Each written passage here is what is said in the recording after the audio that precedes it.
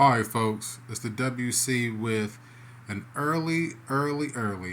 very early WrestleMania 39 prediction video. All right, in this video, I'm going to be going over a few matches that's going to be happening during night one and night two of WrestleMania. I would split it up and do just night one and then just night two. That might be a little complicated because the WWE doesn't necessarily completely tell you which matches are going to be going on until you know that they're going on. Like, you know for sure that the main event is the main event, but you don't know who's going to main event night one. You know who's going to be opening up the pay per view from what they said earlier this week. But I just want to go through quick predictions, going through WrestleMania 39 card as it heads to Hollywood coming up this weekend. Now the show is going to be hosted by The Miz. He's not going to be wrestling on the show. Maybe he will wrestle on the show. I don't know. I'm not going to say that he's not. Now if he's going to be wrestling on the show, I'm pretty sure they're going to be talking about how small his balls are. That's what his gimmick is right now. But a couple years ago, he main evented against John Cena, and I thought that this guy was being like over pushed at times, but he's really put in the work. I wouldn't classify him as a bad actor. He does get acting roles. He is a reality TV show pioneer, whether people believe it or not. That's what The Miz is. And he's got one of the baddest women I've probably seen live in person. I mean, she's really good looking. He's gonna be on. He's gonna be hosting the show. I don't know what type of skits they're gonna do. Last couple of years with the host thing, it just is like real hit or miss with the hosting thing. But he's actually a wrestler, so I'm pretty sure that they're gonna do something with the Miz. It'll be interesting to see what they do with him over the Saturday and Sunday. Okay, next they're doing like a female tag team wrestler showcase. They're also doing this with the men, and the teams are Raquel Rodriguez and Liv Morgan, Natalia and Shotzi, Ronda Rousey and Shayna Baszler, and Chelsea Green and Sonya Deville. Now, I'm assuming that the winner of this match, or the winner of these showcases matches, will become the number one contenders for the not the Universal, but the Undisputed Championships for the men, and then the Women's Championships for the women. Um, whew, Let me be real with you. Like I have a thing for Liv Morgan. I don't know what it is. She's just a really good looking woman. All of these women are really good looking. None of them bother me as far as like wrestling in the ring. I haven't seen enough of Chelsea Green. Like, I like Chelsea Green, but I haven't seen enough of her. My prediction for this match is definitely going to be Shayna Baszler and Rousey. I don't see why they would be in this match if they weren't going to win it, and I would expect for them to immediately challenge for the women's tag titles. Probably if this happens on night one, they could do the women's championship match on night two. That's something that they might end up doing. It doesn't really make any sense for any other team to win because none of these teams besides Baszler and Rousey have like a bunch of continuity. It's just not there, or it just hasn't been shown on screen. Which I've criticized the WWE for their lackluster writing, and it's just weird. Like, they just threw Chelsea Green and Sonya Deville together just randomly on Monday Night Raw. They just randomly threw them together, and now they're in the match. So that's how I feel as though this is going to play out. Have a huge crush on Liv Morgan, and Chelsea Green's pretty good looking too. All these women are really good looking. It's easy to have a crush on any of them. But I think that Shayna Baszler and Rousey are going to win a match. I had a little bit of hiccup there. The next match is Brock Lesnar versus Omos, right? Now, Omos, it makes the most sense in the world that Lesnar would put over Omos, bro. I don't understand the way the WWE books sometimes, but I can see Brock putting over Omos here. I could just see it. I mean, it'd be nice if he got the rub beating somebody like Lesnar, who was in the main event of the show last year, right? By the way,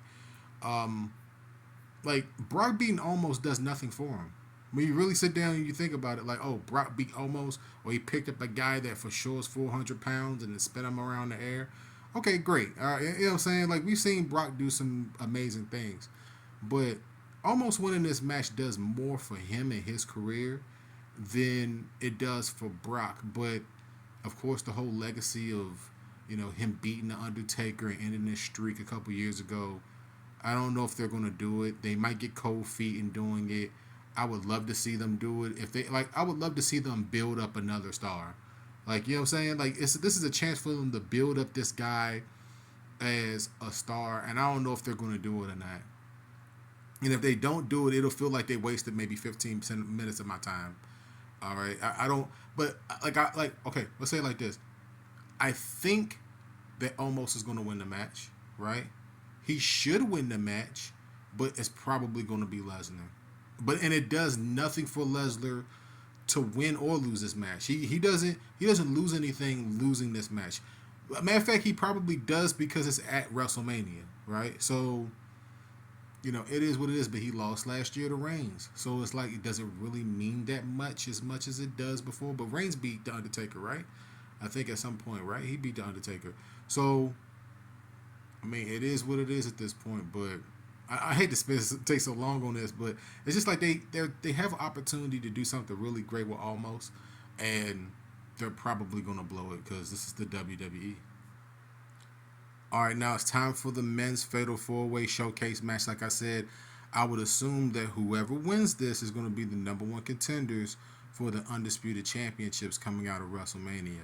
Now, Montez Ford and the Street Profits have to be my pick because, once again, they've been tagging together the longest, so it makes the most sense. I don't dislike any of these other teams, including the Viking Raiders. The Viking Raiders are fine with me. They have Valhalla and part of their gimmick. I think the Valhalla is one of these guys' wives. I'm not sure. I don't want to pick out which one it is. They got Otis doing this gimmick, this male model gimmick, and Chad Gable is one of the best wrestlers on their roster, bro. Like, you have to just watch Chad Gable wrestle. The guy is just technically sound. You know, so I could watch Chad Gable wrestle. Like, I could watch Chad Gable and Dolph Ziggler wrestle for like at least an hour and not get tired of watching them. It's just professional wrestling. And then you got Strowman and Ricochet. I don't mean to put them on the back burner or anything. Like, they're very good together. They make a really good team. They feed off of each other. It's like the best of both worlds with them. Strength and power, and then speed and agility. But like I said, I think that the Street Profits are probably going to win this. It makes the most sense for them to win this. I wouldn't be surprised if the Viking Raiders won this because they were rebranded recently, and it just makes sense. They're probably going to break up the Alpha Academy at some point. I would expect for Otis to turn on Chad Gable at some point and then feud with him. I'm expecting for that to happen. Hopefully, I didn't spoil that for nobody, but you can just see that as a wrestling fan. But yeah, it's this match should be very entertaining. Every single tag team in this match, like, I don't have a problem with any of them, for real. But I think that the Street Profits are going to win. Okay, next up is the 6-women tag match. You got Becky and Damage Control, Io Sky and Dakota Kai, and then you got Lita, Trish, and Becky Lynch. I'm not calling Becky Lynch the man. I'm sorry. I've never really liked the man gimmick. Maybe it's just the millennial on me. I just don't feel it at all. But I understand the man gimmick, but I just don't like it. They put the championships on Lita and Becky Lynch. I understand why they did it, but they didn't necessarily need to do it. Does that make any sense? I can't see them bringing Trish Stratus in, right, and then having her lose at WrestleMania. Damage Control can lose here, and it would do nothing to him. I think that Bayley's lost at WrestleMania before. It didn't hurt her at all. Like, this match right here, I'm expecting for the pace to be slow at first and then pick up a lot of speed. People are real funny about women professional wrestling. I love watching Becky wrestle. You know what I'm saying? I really do. And I don't mind seeing Trish Stratus at all. Like, she She looks good. Trish Stratus looks great in person. She looks great on television. Lita's always looked sharp in the ring. She's always been that way, even in older age. She's still sharp in the ring. It makes sense for Damage Control to win this match for momentum. They've had the championships, the tag team championships, for at least like what 4 to 5 months combined over the last couple months since SummerSlam. So they've had the spotlight put on them, and them losing at WrestleMania does not hurt their momentum. But it doesn't really do anything for Becky and Lita. They're not. I don't expect for them to stick around for the long term after WrestleMania. They're probably just doing the show. So I expect for Becky Lynch and Lita to probably either drop the belts at night one, or no, drop the belts on night two. I'm expecting for them to do that. I don't know if they're going to drop it on night two of WrestleMania, or if they're going to drop it on the Raw after WrestleMania. I don't know where they're going to drop it, but they're probably going to drop it. I don't know if I'm getting Dakota Kai in there. Dakota Kai is a really good looking chick too. But like all these women are really good looking. I mean, I'm trying to keep the video about the professional wrestling and not how they look. But it makes sense for Damage Control to win, but Trish and Lita and Becky are probably going to win this one. One of my biggest problems with the build towards this WrestleMania match is that there really hasn't been too much words between the two of them. Like, it hasn't been too much physicality between the two of them. I don't think that either one of them was on Monday Night Raw. There was vignettes done for them, which is fine. I think that they did that with a couple people. They did that with Austin Theory. Austin Theory did a vignette. He wasn't actually on. He wasn't on the live version of Raw. He was pre-taped. But the build towards this match has been abysmal. It really has. But the match itself should be one of the best matches between both nights. I mean, I don't know who's gonna win this. It's a toss up. Asuka has just been treated so well by the WWE. We're talking about undefeated streaks. We're talking about long championship reigns. We're talking about tag team titles, the SmackDown title.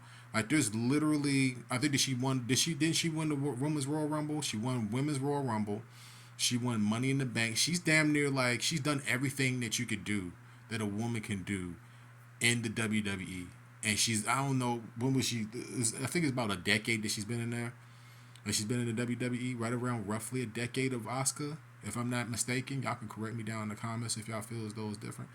But she's just like, she's like number one. Like, I hate to keep saying it. She's really pretty. Like, Asuka's a really pretty girl, and she's very, very intimidating as well. She has those sides to her when you watch her wrestle. If you ever seen her live, she is one of the most fluid women that you can ever see in a professional ring. You could just know that she knows how to call a match. She knows how to protect her opponents, and she puts on the show. She really does. She's very, very fluid. She's one of the best wrestlers, one of the best female wrestlers in the world. That's not cap or anything. You got to go see her live. And I have seen her a couple times. I'm sorry about the finger. And then you come to Bianca Belair, who is the personification. Bianca Belair is that girl in high school that everybody wants to date, but nobody can get close enough to date her. Like, because you can't grip her. You can't hold on to her too long because she's always on to the next thing. She's always working towards being the best version of herself. So her gimmick doesn't bother me at all. She's saying that she's the best, prettiest, thickest, greatest, whatever she wants to call herself, she is. And she's everything that the WWE machine wants. You could have seen it the first day that she was on NXT that she was going to be a star. You just like this back when I actually watched NXT. I don't really watch it now, but as soon as I seen her, and it's the same thing with Oscar, you just knew that they were going to be stars, and at some point they were going to come to this point. This is probably going to be one of the best women's matches on the show. If it's not the best women's match on the show, then the other match that I'm going to be talking about later on, that one probably is going to be it. Okay, I want y'all to actually tune into the rest of the video, so I'm going to tease it. Who wins this match? Man, whew. What I want to see is that I want to see Asuka win the match. I want to see her win the championship, and then I want to see Bianca Belair turn heel. I want her to turn to this You can't beat me type of heel. I'm a powerhouse heel. Kiss my ass type. She has a nice ass, by the way. Kiss my ass type heel. I want to see Bianca Belair as I hate you. I hate the fans type of heel. I just want to see it. All right. But I don't know if they're going to give it to us. And Oscar's already kind of been a heel, and like she's like a tweener almost. But I want to see badass. I'm gonna kick your ass, and there's nothing that you could do about it. Bianca Belair heel. I just really want to see it. So if she's got to lose a championship in order for that to happen, please lose a championship and become that chick. Or maybe she can win the match in a heel type of way. I can't call it, guys. I can't call this one, man. This is probably one of the ones I can't call. If I had to say, I would say that Bianca's going to retain, and I would hope that she turns heel. I hope that she just does something that is just not like her. And I'm trying to think of a female wrestler on a roster in which Bianca Belair can brutalize to the point where people will say, "Man, that's just she's just crossed the line. She's just a heel now." I don't know if the rest I don't know if the WWE fans are in love with anybody that much to the point where she can do that to. I just don't know, but I would love to see it. I know I spent a long time on this, but I'm really intrigued by what could come of this match, but I'm disappointed in the build up to it. Does that make any sense? Or hopefully it does.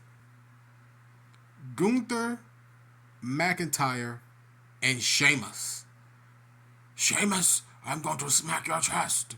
And Drew McIntyre, I'm going to beat you. That's my impersonation of Gunther, who was called Walter back in the NXT, and all of a sudden now he's Gunther. Man, let me give Gunther, if I could give him a standing ovation. This guy has lost weight. This guy has gotten into complete shape. He looks like a powerhouse. He rarely makes a mistake in the ring. All of his moves look like it hurts like hell.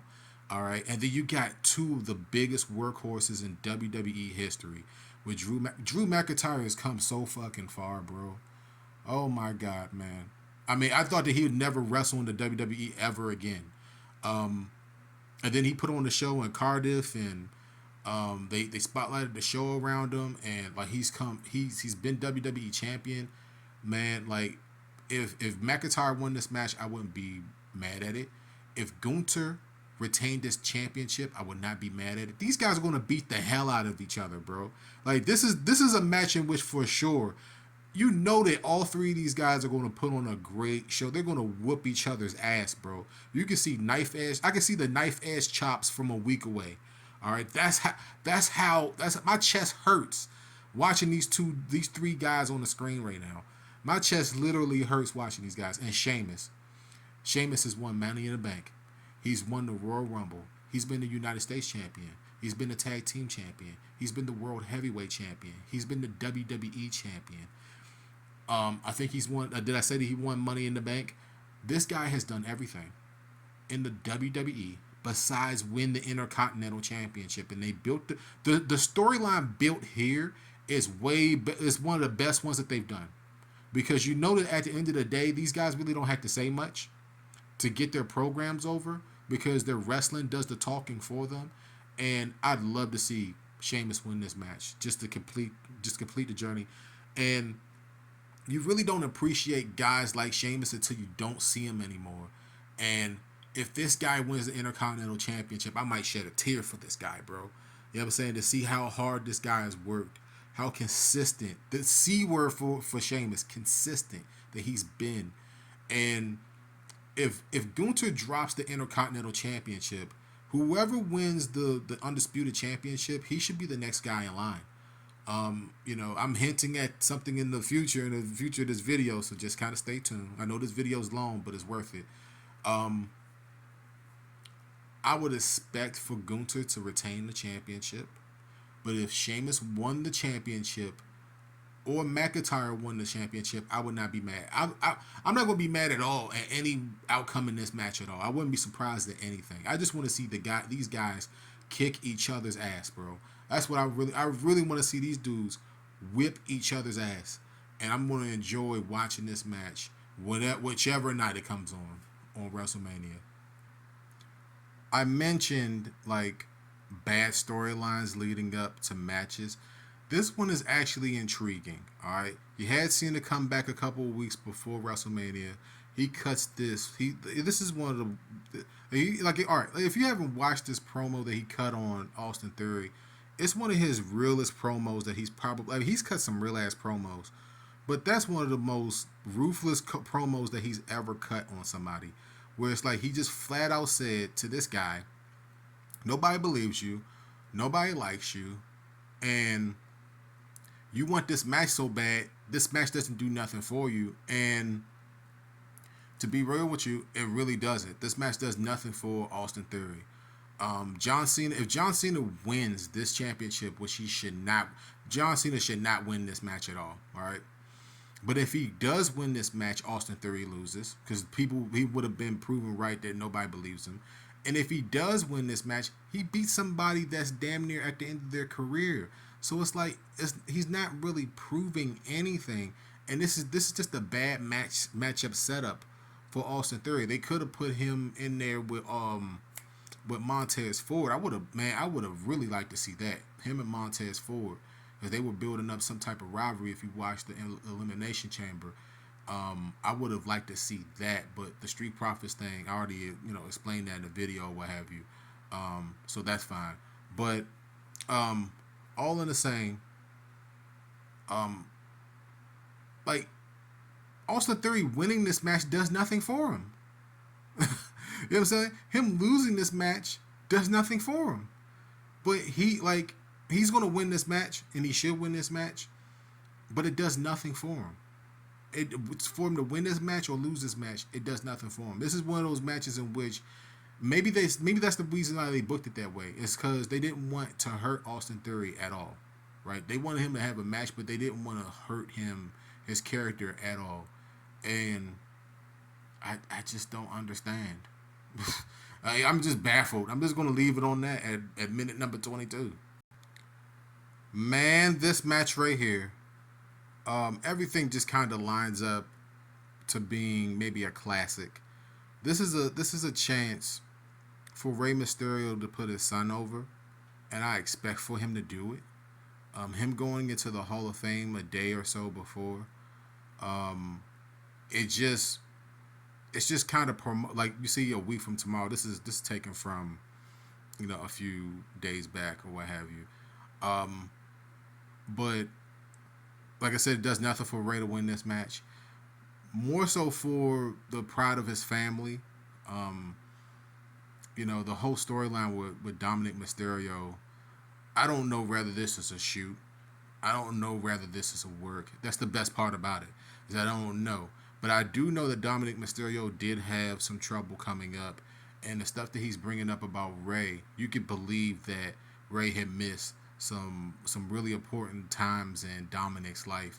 You could believe that. The storyline is believable and it's intense. And I'd expect for Rey to put his son over. I'm just expecting for that to happen. He's got a really good gimmick with the Judgment Day, and and honestly, the Judgment Day works because of the fact that all four of them, in many different ways, are very, very strong. And when Edge left the group to and I know I'm jumping ahead, but I doubted the validity of the group. But this is a chance for them to put Dominic Mysterio over, and I'm just gonna float the idea he might even win Money in the Bank this year. Could y'all think? Could the thought process come into your brain that Dominic Mysterio could win the Money in the Bank briefcase? I know I'm jumping ahead, but there's no reason why Rey should win this match. He should put his son over. He's going into the Hall of Fame, and this was probably their plan all along. I mean, it's in California. The 619 is like right up the road somewhere, right around that area. So this is like a homecoming for both of these guys, and it's going to be a very interesting story watching this play out. Whoa, man! They came to DC not too long ago. Like, that was the loudest that the building was. But anyway, Seth Rollins and Logan Paul. Let me first off like I know that people hate Logan Paul, but I'm going to give Logan Paul his props. This guy's a natural athlete, man. The guy can get down, bro. Like you can tell when people are imitators. This guy, he must think that the wrestling ring is sacred, and he treats it that way because I haven't seen him botch damn near at all. He's hit damn near every single spot, every single frog splash, every single goddamn buckshot lariat clotheslines. I mean, he's hitting everything. He's doing moonsaults. He's doing everything, man. And Rollins is literally one of the best wrestlers in the world. Like I don't have to talk too much about Rollins. Everybody knows about Rollins.